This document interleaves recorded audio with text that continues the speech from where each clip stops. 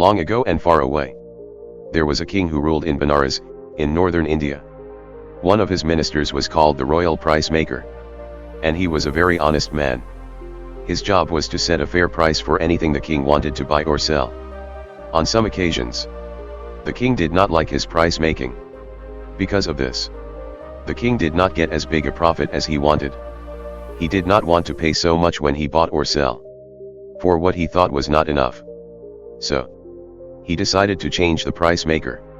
One day the king saw an intelligent-looking young man and he thought, "This fellow will be good for my price-making position." So he dismissed his former honest price maker, and appointed this young man to be the new one.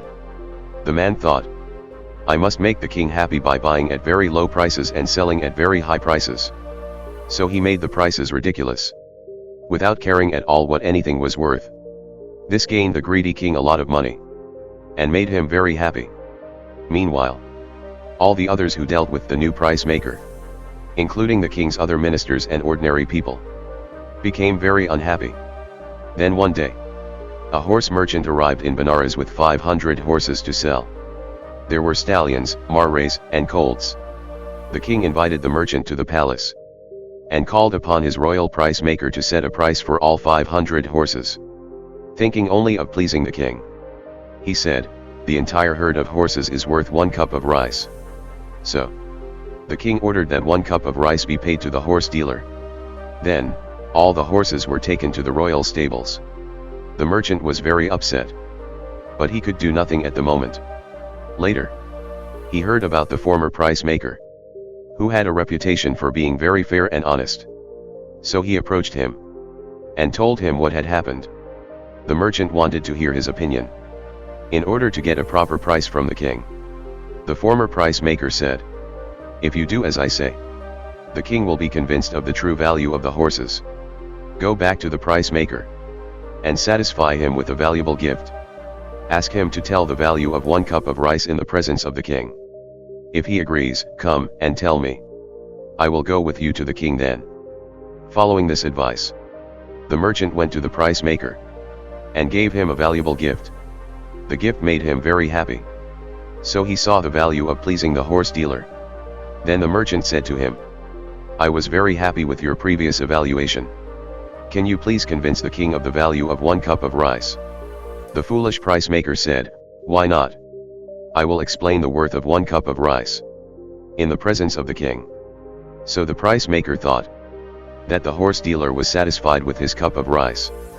He arranged for another meeting with the king. As the merchant was departing for his own country, the merchant reported back to the old price maker, and they went together to see the king. All the king's ministers and his full court were in the royal meeting hall. The horse merchant said to the king, "My lord, I understand that in this your country, my whole herd of 500 horses is worth 1 cup of rice. Before I leave for home, I want to know the value of 1 cup of rice in your country." The king turned to his royal price maker and asked, "What is the value of 1 cup of rice?"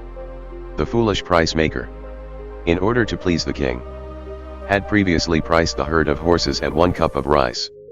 Now, after receiving a bribe from the horse dealer, he wanted to please him too. So he replied to the king, in his most dignified manner, "Your worship, 1 cup of rice is worth the city of Benares, including even your own royal treasure, as well as all the suburbs of the city. In other words, it is worth the whole kingdom of Benares." On hearing this, the royal ministers and wise men in the assembly hall started to roar with laughter. When they calmed down a little, they said, "Earlier we heard that the kingdom was priceless. Now we hear that all Benares, with its palaces and mansions, is worth only a cup of rice. The decision of the royal price maker is so strange. Where did your highness find such a man? He is good only for pleasing a king such as you, not for making fair prices for a merchant who sells his horses from country to country." Hearing the laughter of his whole court, and the words of his ministers and advisors, the king was ashamed. So, he brought back his former price maker to his official position. He agreed to a new fair price for the herd of horses, as set by the honest price maker. Having learned a lesson, the king and his kingdom lived justly and prospered. Thank you.